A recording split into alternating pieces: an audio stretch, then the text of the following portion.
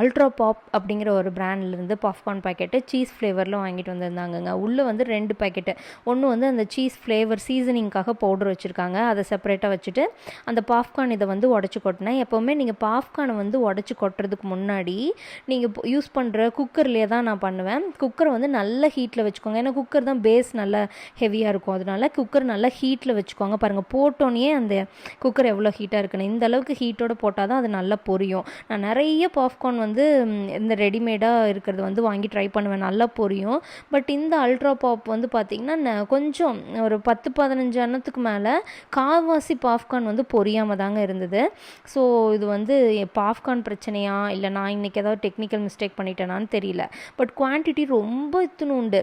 அந்த சீஸ் பவுடரை ஃப்ளேவருக்கு கொடுத்துருந்தாங்களே சீசனிங் பொடி, அதுதான் வந்து நல்லா இருந்தது. ஆனால் வெளியே இந்த பவுடர்ஸ் மட்டும் தனியாக கிடைக்குமாமா, பெட்டர் அந்த மாதிரி வாங்கிட்டு நார்மல் கார்ன், ட்ரை கார்ன் வாங்கி நம்மளே பாப்கார்ன் பண்ணலான்னு எனக்கு இப்போ தோணுது. அடுத்த டைம் அந்த மாதிரி பாப்கார்ன் பண்ணேன் அப்படின்னா எப்படி பண்ணேன்னு உங்களோட கண்டிப்பாக ஷேர் பண்ணுறேன். பட் இனிமேல் இந்த பேக்கெட் கார்ன் வந்து நான் வாங்க மாட்டேன்னு டிசைட் பண்ணிட்டேங்க.